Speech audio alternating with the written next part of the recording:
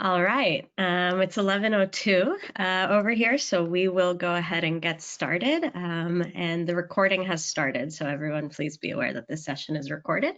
So hello everyone and welcome to our webinar on B2B and D2C digital transformation for growth. We're delighted to have Anastasia and Nick as our subject matter experts today. I'll let them introduce themselves shortly. And we hope that you'll enjoy hearing their take on all things e-commerce, B2B, D2C, and business growth in turbulent times. With that, I'll let our lovely panelists introduce themselves. Anastasia, please go ahead. You start. Hello, everyone. My name is Anastasia Roumeliotti. As you can hear from the accent, I come from Greece, although I've been living in London for the last 10 years. I had a chance to work in some of the biggest FMCG organizations like Danone, Procter & Gamble, Unilever, and Reckitt. And I'm currently sitting at the board of directors for Kodak Alaris and a gaming company called Ratholux. And I also provide my services as an advisor to C-level executives. My experience also spans through retail and e-commerce startups. I'm also a graduate from the Startup Leadership Program, so a fellow entrepreneur. And thank you for having me today as a past kind of like partner with commercetools. Oh, it's our pleasure. Thank you for joining us. And thank you for that lovely introduction. Nick, why don't you go next? Yeah, hi everyone. Nick Purden. I'm one of the leaders in Deloitte's consumer products practice. Personally, I work extensively within the total beverage alcohol sector, as well as across FMCGs in food and beverage and beyond. So I specialize in helping our clients become what I call experience businesses. So essentially, CPGs that compete no longer on their manufacturing ability so much as on their ability to get close to consumers in order to drive great branded experiences and sustainable growth. And at Deloitte, we typically help our clients imagine, design and deliver those experiences, often as part of large transformational programs. We're also proud members of the MAP Alliance with our partners, commercetools, and yeah, we're very proud to be commercetool partners and working extensively with commercetools across a number of clients today. Thank you for having me. Thank you for being here, Nick. And our next panelist, her name is also Anastasia. We will refer to her as Anna. I think this is one of the only webinars I've ever been on that has two Anastasia. So Anna, why don't you go ahead? Sure. Hi, my name is also Anastasia, and I'm also Greek. I'm based in Athens, but I've spent around 10 years also in London, working in the e-commerce industry, in consulting across all the different industries in e-commerce. I am a product manager here at commercetools, looking after the checkout areas and our B2B product, so all features related to our B2B market motion, and I'm very glad to be with all of you here. Thank you so much, Anna, for that lovely introduction. And finally, last but I guess not least, my name is Julia Rapkin, and I am a Senior Product Marketing Manager here at commercetools, focused on B2B. I have spent my entire career in B2B tech.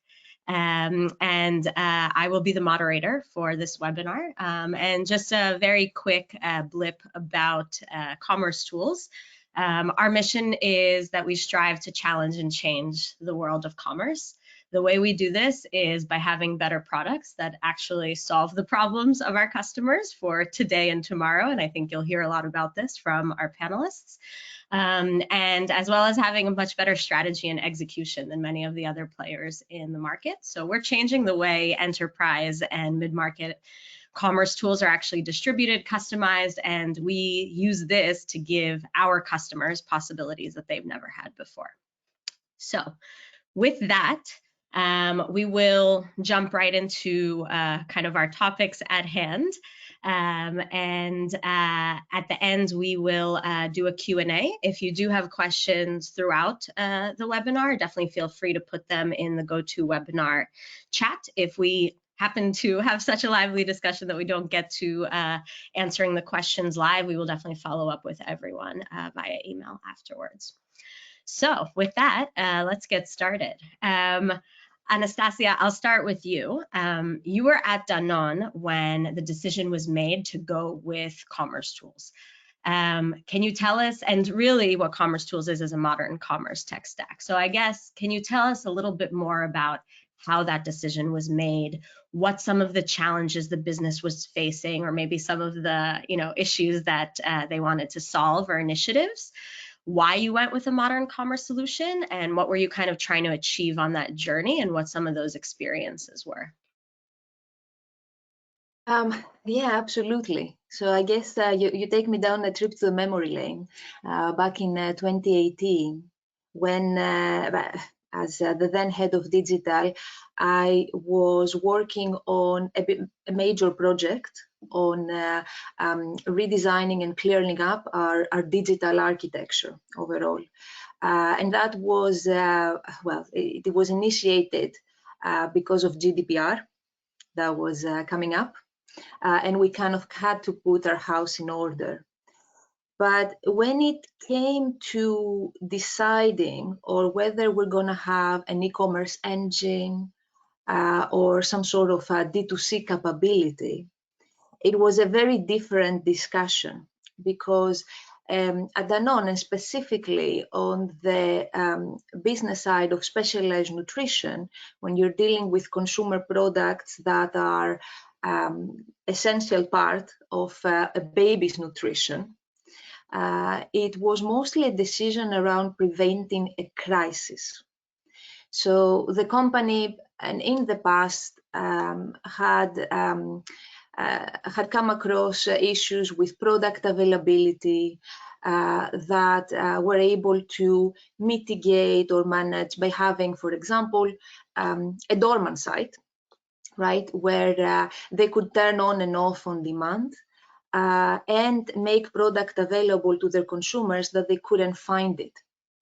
But when we were redesigning our entire digital architecture, we also took that in scope in order to evaluate whether that setup was a good one or not, or whether within a new setup, the new setup that we were investing, we could leverage the existing capabilities and go faster to market with a new D2C proposition, and overall make the most out of our budget. Now, the elements that were essential for us back then, and then they became extremely useful 2 years later, had to do with product availability. For sure, we needed to make the product available if any consumers couldn't find it. But second, control the purchased quantity, because as usual in these situations, when there is product scarcity, there are also opportunists that might want to make some money out of that situation, essentially purchasing more and then selling that product in other marketplaces. And then the third element would be overall the pricing. So we wouldn't want to our consumers to have to pay an overprice because of that unfortunate situation, but at the same time make sure that we could reach parents in remote locations. Now, the underlying benefits, apart from these objectives, could also be as a nice to have, maybe get some extra value from insights on purchasing behavior, and maybe use that as part of the branded experience, so that it can also add value to our brands rather than take away from it. But also thinking for the future, it wasn't just about the consumer products for the baby nutrition that we were considering. Future-proofing the business meant investing in a solution and in a digital setup that the rest of the brands would also be able to use, including the healthcare brands or the water brands or the yogurt brands. So that was the thinking process that eventually led us to decide that the best decision would be to have a headless e-commerce engine that we could turn on and off on demand as and when needed, because we knew as a business that we were not digitally mature at that point to have D2C turned on forever. The second was leveraging existing marketing investment and budget. And within that marketing investment and budget, it would be from the money that the brands are spending to have their website and refresh their website and drive traffic to the website. But also, naturally, starting from the consumer, thinking that, well, if they cannot find the product, the very first place that they would go to get sort of information would be the branded websites. So we wanted to be there should the crisis would happen and the product wouldn't be available. Now, the most difficult part was actually not designing the architecture, and it was not putting together the different solutions and thinking what the data strategy needs to look like and what type of information we would need in order to calculate lifetime value, for example. The most hard thing was to convince the internal stakeholders about actually setting up that platform and that channel, and convincing them. It didn't have to do with whether that was, is it something that we as a company want to do, but it was mostly around who would be the team that would be responsible for it. Would it be marketing? Because marketing is responsible for brand. Will it be sales? Because sales is responsible for the commercial targets and sales. Would it be operations? Because D2C is mostly linked with operations and supply chain. And what brought us together at that moment to make the decision was actually our strong corporate values that we had at Danone, where we always put the consumer first. And we always saw things from the eyes of the consumer. And it dawned on me at that moment that, we're all responsible for that. We're all responsible for actually making sure that our consumers find our product and have our product. So that was what unlocked it, and we moved forward. So a mix of capabilities, the headless, budget, yes, definitely the consumer experience, and internally the culture.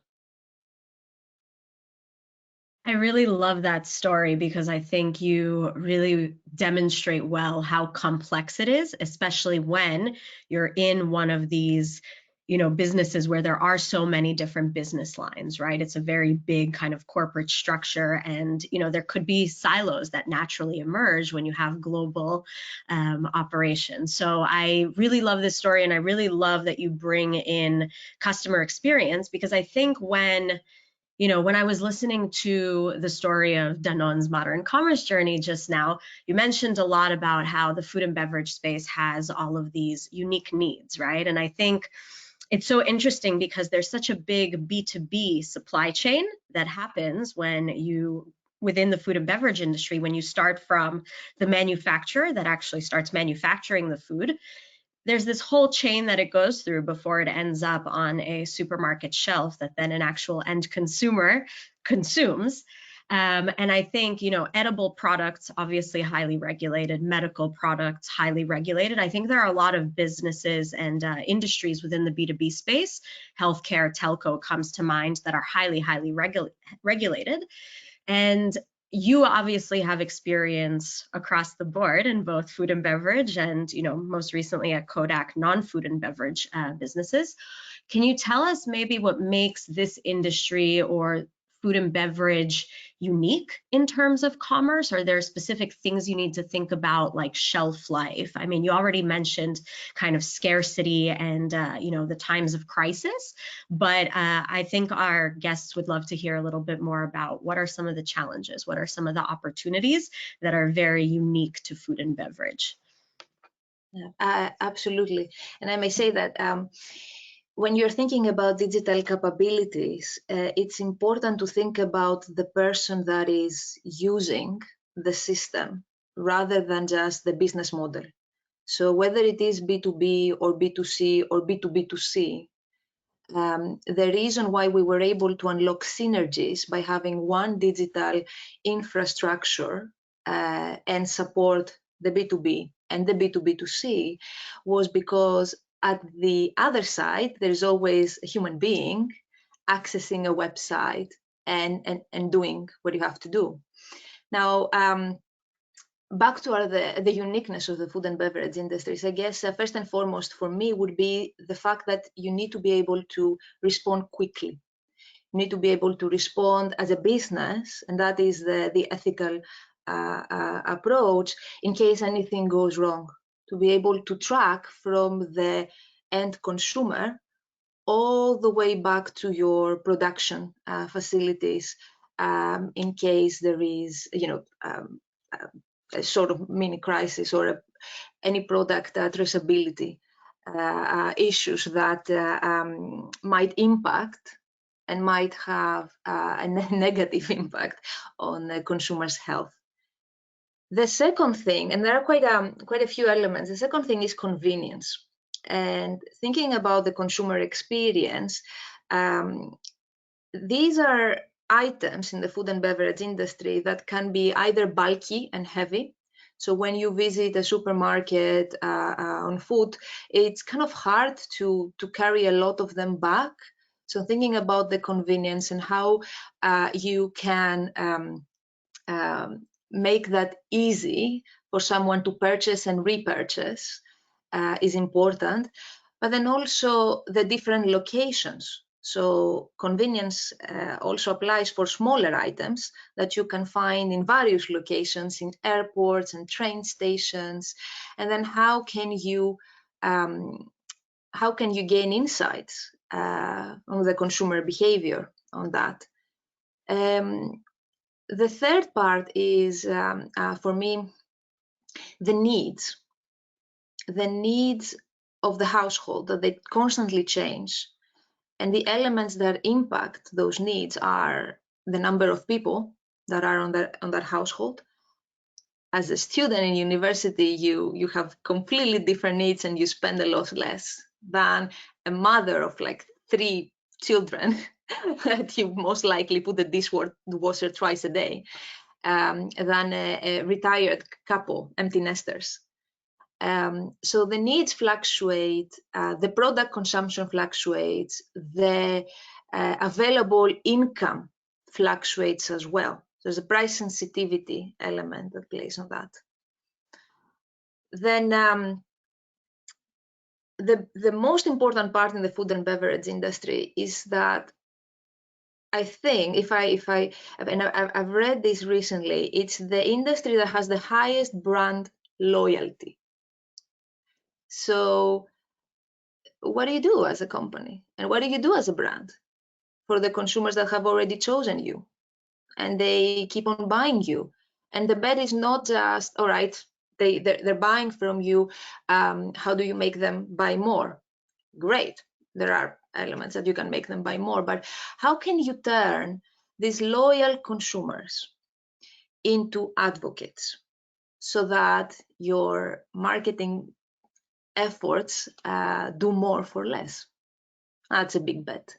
And I believe that actually having a digital setup that can collect information around behavior and personal information, identifying who your actual best customers are, transactional information so that you can calculate the lifetime value. Then you can use these insights not only for evaluating your marketing campaigns, but also for driving more innovation around new products, new services, or better services, and even entering completely different markets. I love that answer. And there are so many things that you said in there that, I definitely want to double click a bit deeper on, especially as it relates to, kind of future proofing within the food and beverage industry specifically.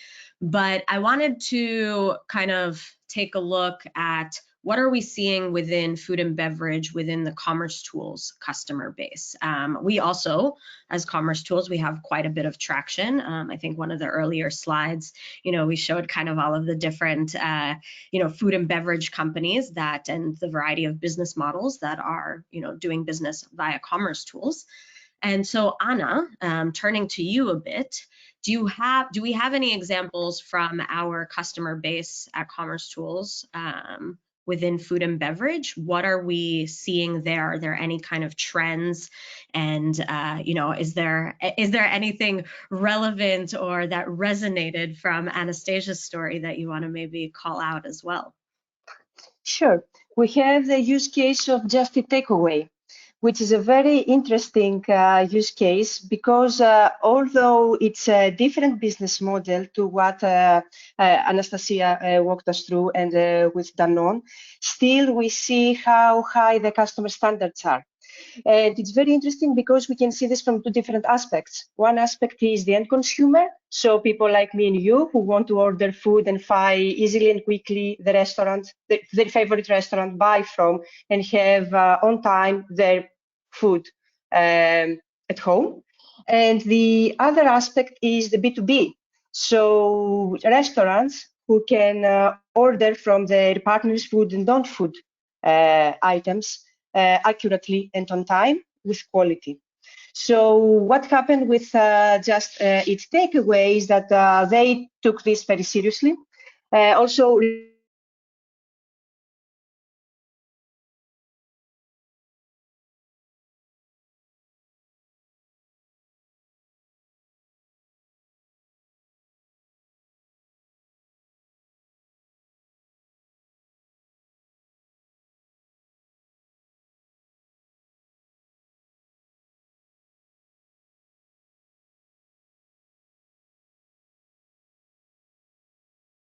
I think we're having some technical difficulties. Maybe someone is frozen.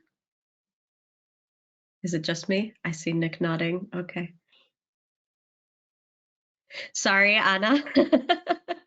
Sometimes these things happen. I guess we're breaking the internet with our insights on food and beverage and B2B. Maybe while Anna rejoins, I definitely want to get back to the example of Just Eat Takeaway because I do think that, a marketplace model is so different than, for example, what Danone is doing. So I guess while we wait for Anna to rejoin, Nick, maybe turning to you, one of the things that Anastasia was referencing was how, the food and beverage industry can really be impacted by trends. And Anastasia, I love what you said about Danone. You did it, you kind of did this future proofing and then you were really glad a few years later when you did, because I'm assuming the pandemic hit and, kind of all the crises that went with that. So obviously from your position at Deloitte and your perspective, you definitely have a much more meta view as to how food and beverage is doing as compared to other industries and really market forces broadly. So I know that customer experience is probably going to be one of the things that you bring up because Anastasia and Anna both definitely referenced it, but maybe you can talk to us a little bit about some of the trends that you're seeing within the food and beverage industry. Is there any value that's left to unlock within the customer experience, as Anna and Anastasia both mentioned? And what are kind of your thoughts on all of this? So, as you'd expect me to say, there's huge value to unlock still. But I think the reason for that is because while things are looking a little bit better in recent months, I mean, the sector has faced really, really significant headwinds over the last 12 to 18 months, right? With, margins being squeezed from both ends, both in terms of the rising cost of inputs and in terms of, pressure on consumers and the cost of living crisis. So we did a Deloitte consumer business survey, which suggested that globally, 40% of consumers, 40% feel worse off this year than they did last year. So as you would expect, and as we're indeed seeing, there's that creates downward pressure on volumes, and it creates challenges in terms of consumers shifting, for example, to own label, which is becoming quite a big trend. So the question for our clients is, how do they respond to all of this? And for some food and beverage clients who are already operating on extremely thin margins, it's pretty difficult, right? The circle they're trying to square is, how do they invest in their technology to deliver brilliant experiences when their core business isn't generating enough cash to actually make that investment? And there's a healthy skepticism amongst the C-suite about where to invest, and they want to see evidence of some kind of an ROI. So I think it's worth just briefly plugging commercetools or composable architectures in that respect, because speed to market is really, really important, and the ability to be able to experiment with different experiences to demonstrate that they'll really deliver tangible value is really critical. The second thing I want to talk about a little bit, Anna touched on it actually, is D2C versus B2B versus B2B2C. So as you would expect, in the pandemic and coming out of the pandemic, there was a huge focus on direct to consumer. It's still important, especially for clients that have, especially for more profitable clients and clients that are able to operate with premium segments. But I think there's a growing realization that even the most successful direct-to-consumer companies are able to achieve maybe 20–30% of their net revenues through own channels. And in food and beverage especially, you have kind of a bewildering array of routes to market and channels. So unlike many businesses, you have to sell through wholesalers and distributors. In many markets, that's mandatory if you're in a regulated industry. You have a heavy reliance on multiple different types of retailer, from large grocers through to mom and pop stores, in metropolitan areas. You have the rise of modern channels, with Amazon being the obvious behemoth. So the question for our clients is, how on earth do they navigate all of that? And increasingly, and this was backed up by the consumer analysts group in New York, what we're seeing is, while D2C is still important, B2B commerce and the ability to interact with all of those different channels, downstream channels, is becoming a critical success factor for revenue growth. So while we're still having these D2C conversations, B2B commerce and the need to re-architect the way that the sales force operates, liberating the human beings in the commercial organization to have growth-related conversations with their downstream partners rather than to act as order takers, is probably the single biggest trend in the front office. I could go on, so that would be my opening gambit. Thank you. I always love having that, kind of broader perspective. And, we'll definitely get back to kind of what we see as, other trends. But I think this theme of kind of end consumer experience is so important, and really the need to future proof in whatever, situations may come. So now that Anna has rejoined us, Anna, why don't you go ahead and share the Just Eat takeaway story? And then we can zoom out a little bit more to kind of some of these mega trends.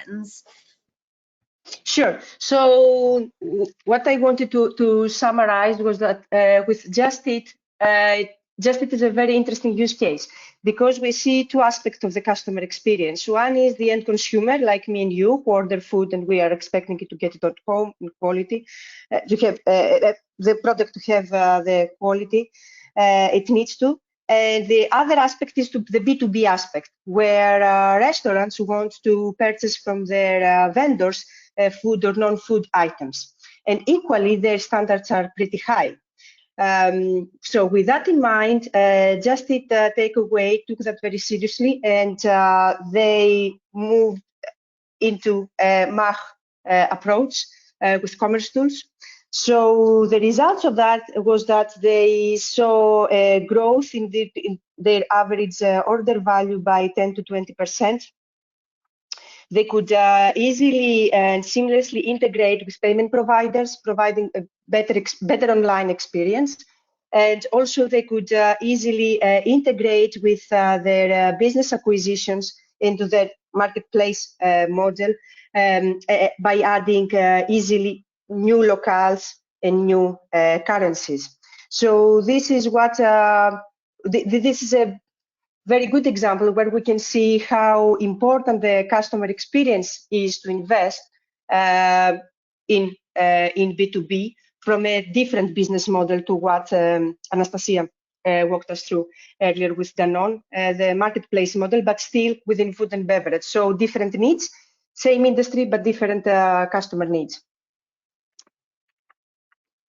I love that. And I love that on commercetools, you can run so many different business models at the same time. And I think this is also something that we're going to double click into a little bit later. But I want to kind of address the big elephant in the room because everyone has really referenced it. So obviously in the last 3 years alone, there's been a lot of big global changes, market forces, fluctuations happening. And I think, based on what everyone is sharing, the food and beverage industry sometimes feels this a little bit more acutely. For example, I'm referring to Brexit, the supply chain crisis that came out of the pandemic, high inflation and a recession that we're in now, this energy crisis, there's a war in Europe, there are a million different things going on around the world. And I guess my question to all three of you, and maybe Anastasia, you start, and then Anna and Nick can weigh in. How do you think that these kind of market forces, which, some of them we could have predicted, a lot of them we couldn't, how do you think that these are affecting businesses within food and beverage and within B2B specifically today? And then how do you see, kind of from your experiences, that a modern commerce tech stack, such as commercetools, can help future-proof food and beverage businesses? And, Anastasia, you already referenced, the pandemic a little bit, so maybe we'll start with you. But I would definitely love to hear kind of, we know we can't predict the future. So whatever changes are going to come in the next 3, 5, 10 years, how should businesses prepare themselves for that? Well, I'm a strong advocate that any business needs to start from the consumer experience. And the businesses that are very well prepared are the ones who not only understand and design from the consumer experience, but they have the right mechanisms in place to properly assess what's happening in the lives of their consumers. So when and I'll use the example you referenced Brexit, you referenced the pandemic. These were huge external shocks that any business couldn't have predicted for themselves, and they had different impact for these businesses. But if you looked through the eyes of the consumer, what was the impact? What was the impact in their lives? Then the businesses that performed well, they survived and they thrived, were the ones that were able to act on their consumer needs at that given point in time. When we had the pandemic, people started hoarding on products, and we had these weird situations of out of stock products were like toilet paper and eggs and baby food as well. And some of them were scary. Some of them, I mean, you know, if you run out of toilet paper, it's not the end of the world, right? But when you have situations with babies that can only survive on a specific product, for example, or a patient that can only survive on a specific product, and that product is being imported, and there are restrictions in your supply chain that eventually roll down into your customer experience, and your retailers, your partners control the product availability, the product distribution, the product pricing. Well, what can you do as a company and as a brand? How do you safeguard that experience? At that point, we were able to mitigate a crisis that we were facing. We saw our products being out of stock very quickly. We saw people hoarding to buy the products, and then we also saw negative press because our products were being sold on eBay for 10 times their suggested retail price. But we were able to turn on D2C in 6 days. And that was because, from a digital perspective, as I said, 2 years in advance, we had made the strategic decision to incorporate in our digital architecture that e-commerce capability. It remained dormant, but it was easy to turn on as needed. And what took us a little bit more time was for our fantastic operations team to negotiate and sign the agreements with our fulfillment partner. So that took us 6 days. But because we were able to launch it, we averted the crisis for the brand. We supported our consumers, and that increased their brand loyalty and the brand equity overall. We didn't have to spend additional marketing budget because the capability was within the branded environment, and people naturally went to the branded websites. If it was any other website, we would have to spend a lot more to redirect traffic. We were able to leverage existing systems like our CRM platform to inform about that additional service. We gained insights because people did become loyal to the service, and we were able to see how frequently they were purchasing. And the revenue that came to the business, and it wasn't our objective to generate revenue, it wasn't our objective to make a profit out of that crisis, but the revenue was incremental because the product was out of stock and these sales wouldn't have happened in other circumstances, and the margin was higher. Because when you sell direct, you don't have the middleman. Now, that was kind of like what happened in a short period of time, but I think the biggest success was the fact that the company was able to respond fast and with decisiveness and to protect the brand experience.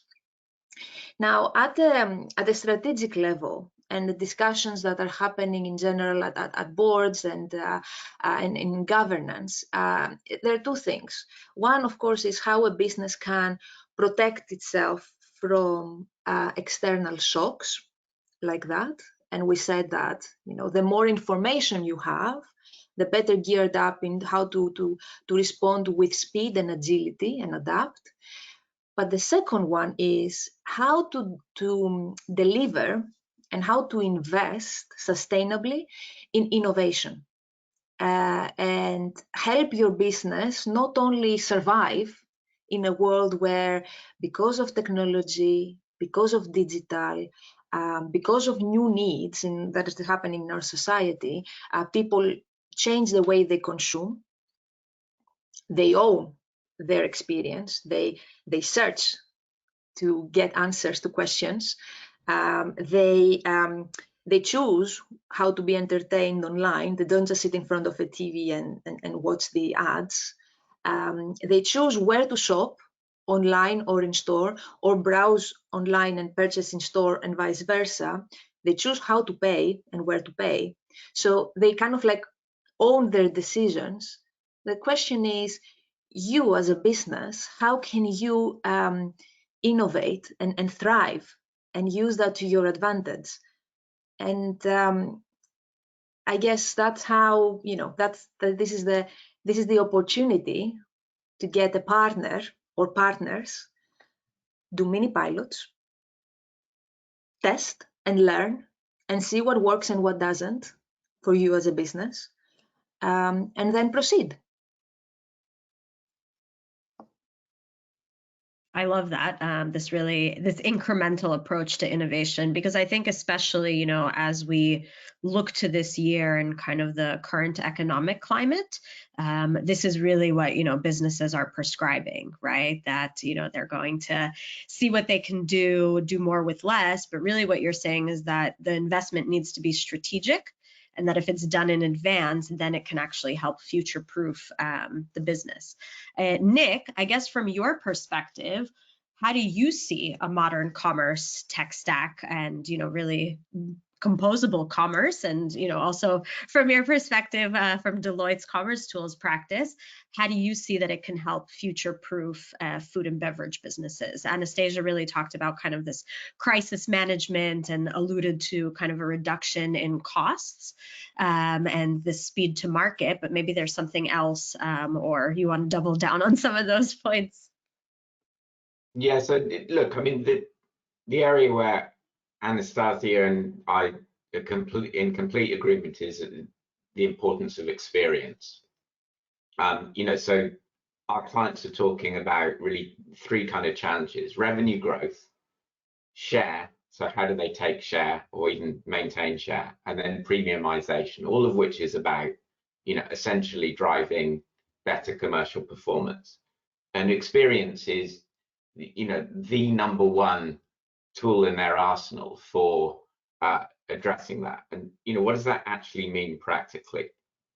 So, you know, these businesses are built on a legacy of mass marketing, where they're selling, you know, high volumes to consumers, all of whom are treated essentially as one kind of amorphous whole.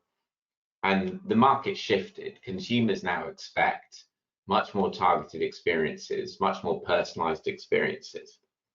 And that is the means by which CPGs are differentiating. How do they do that? Even if I'm selling cookies or chocolate or crisps, if I'm selling cookies or chocolates or crisps, like the business case for direct consumer commerce is basically not there in terms of revenue, but I desperately need consumer data. So direct consumer engagement, as distinct from direct consumer commerce, is critical to that, right? I may set up, you know, a direct consumer commerce site, but the business case supporting that is one of gathering lots and lots of consumer data. Why? If I have that consumer data, and better still, if I'm able to combine that consumer data with data from the channel and third-party data, you know, I've got the ability to present the right promotions to the right consumers, you know, and in the right season, you know, even down to the level of an outlet where I might have, you know, targeted experiences within your local mom and pop store. And, you know, our evidence suggests, based on what we've seen in retail, and retail is ahead of many CPGs in this respect, is that that can have an impact of somewhere between 2 to 4% on EBITDA. So I think that is critical. The second point is recognizing that these brands are always reliant on retailers, or often reliant on retailers and modern channels to deliver the experiences that they want. working more closely with retailers through a kind of B2B infrastructure, through B2B, through B2B commerce is also important. And a big trend that we're seeing is that many CPGs have started out building, quite kind of boring B2B portals that are responsible for, kind of processing invoices and a lot of back office related high volume, low value functions. They've woken up to the potential of these platforms and they've gradually evolved them into marketplaces. So what might have started out as invoice processing, and this is a real example, by the way, but I'm cloaking my client's brand, would evolve into, for example, the distribution of point of sales materials and visual merchandising, and then will eventually become a B2B commerce site. And from there could even evolve to becoming a B2B marketplace where our clients are selling not only their own products, but even competitor products, all with a view to hoovering up as much consumer data as possible to give them the insight that will give them competitive advantage. So I think, those would be the 2 points that I would stress. I love that, because I think, as I was listening to you speak, I was beginning to think, both you and Anastasia have mentioned this idea of channels and touch points, right? And how many there are, especially in food and beverage, but also generally within kind of the B2B and manufacturing and D2C industries. And I was just thinking that I think we need to do another webinar on, channel conflict, because I think this is also a huge topic. But I'm conscious of the fact that we only have about 12 minutes left. So I want to kind of jump into kind of our last section where we're really zooming out of food and beverage and really focusing on B2B broadly. And obviously D2C is a huge part of B2B, but both Anastasia, Anna, and Nick have experiences in industries outside of food and beverage, also at companies that have multiple business lines, B2B and B2C, but also, just the one. And I guess from each of your experiences working across these different industries, different business lines, different, touch points, are there any differences that B2Bs should consider when moving to composable commerce that would be different from B2C or D2C? And I guess maybe even a follow-up question to that would be, generally, what would be the differences that you see between B2B and B2C lines? And is there anything that we as B2B can learn from B2C and direct to consumer? Anna, maybe you go ahead and answer first, or whoever, or maybe Anastasia, you go for it. I mean, I'm happy to share. I always felt that the sweet spot is when one industry can learn from the other rather than focus too much on the differences. So, for example, right, when we were putting together the use cases for our data strategy in, well, one too many companies now, we realized that there is a use case that is very similar across both B2B and B2B2C and D2C. And that use case is when you want to do sampling in a digital way, product sampling in a digital way, because you as a business or as a service, you give something for free in exchange for someone's personal information, right? And you also want to see, I would assume as a business, whether that sampling mechanism resulted eventually into your first sale. Did it help you secure the deal? Or was there any insights and any feedback that you could gain back from it? And so, for example, in the healthcare industry, it became a lot more easy and I would say with a lot less kind of like fraud and headaches to be able to facilitate a doctor or a healthcare provider to send and ship samples by doing that registration online, and by empowering your systems to cross-check that transaction. And the sampling process is nothing more than an actual kind of like no monetary transaction. The simple way that somebody would go online and purchase something else, only now they don't really have to input their credit card. That's just an example, I guess, on how digital is there to solve problems rather than to aggravate the differences. The thing that we all can learn from the B2B industry is that relationships really matter. And what, especially the sales reps, what they do really well in a B2B industry is building a long-term relationship with their clients in the form of partnerships. They do that even to the point of consultative partnership, consultative sales, and they're vested in their clients' success. And so how could we learn from that in a B2B2C or a B2D2C setup? And how can we do that at scale? And I think digital capabilities can help us with a very intelligent content strategy and personalization, and a headless commerce solution can drive basket anywhere, rather than asking people to just come back into our site and purchase from us. Well, you saw the ad, do you like it? Purchase there and then.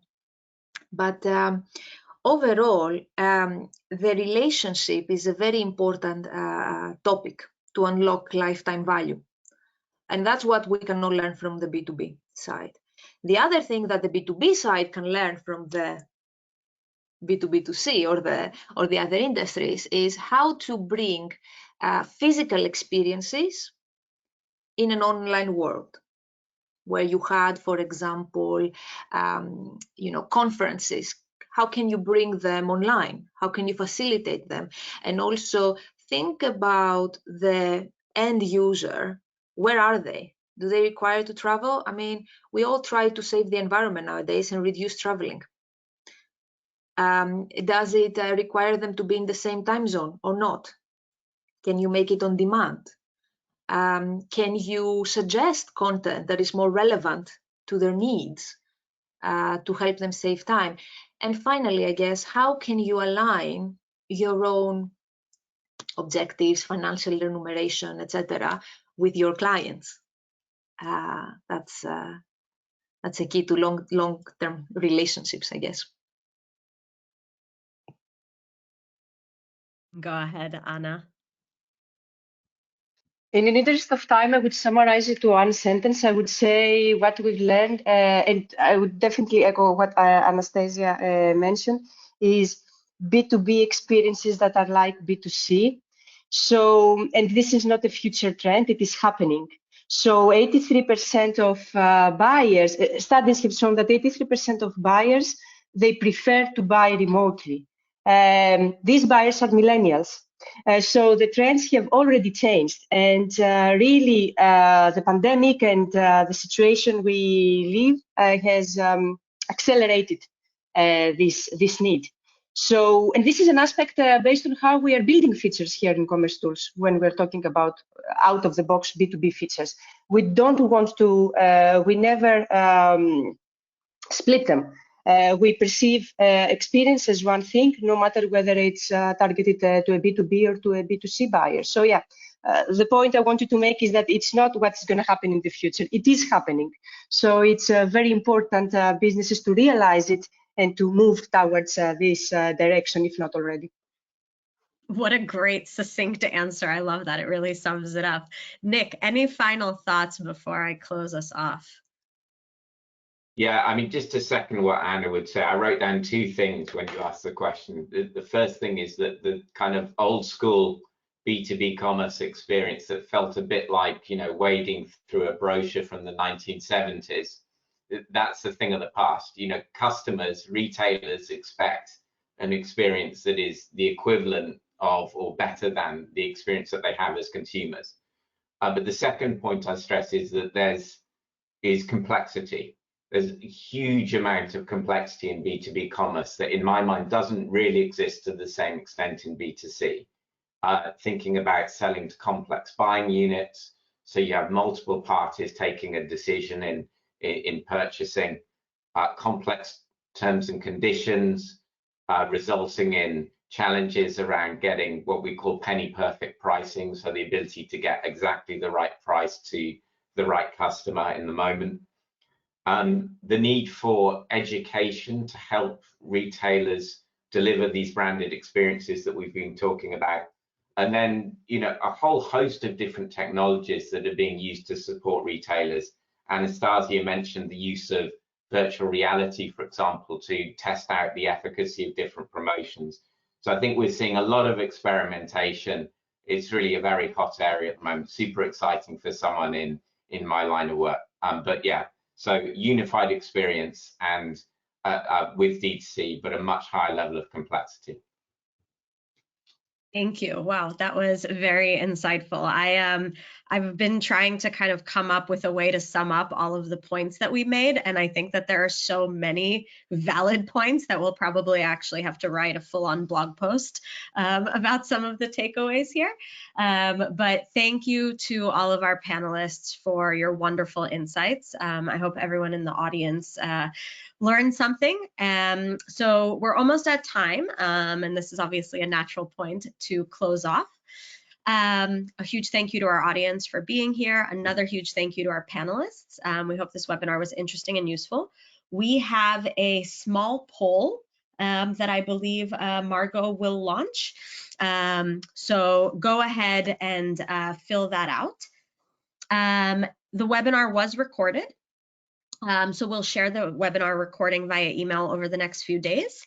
And in terms of next steps, we'll reach out to everyone via email to see if you'd like to continue the conversation further. If you have any questions that you didn't get a chance to ask, I just checked the questions bank. I think they were all answered, but in case there are any others, definitely feel free to reach out to us and we'd be happy to put you in touch and get you a good answer. So please keep an eye out over the next few days for reach outs from commercetools, and you can take the time to grab advice from our experts. And I guess with that, thank you everyone so much. I hope you have a great day and thank you for attending. Thank you for having us. Thanks all. Thank you.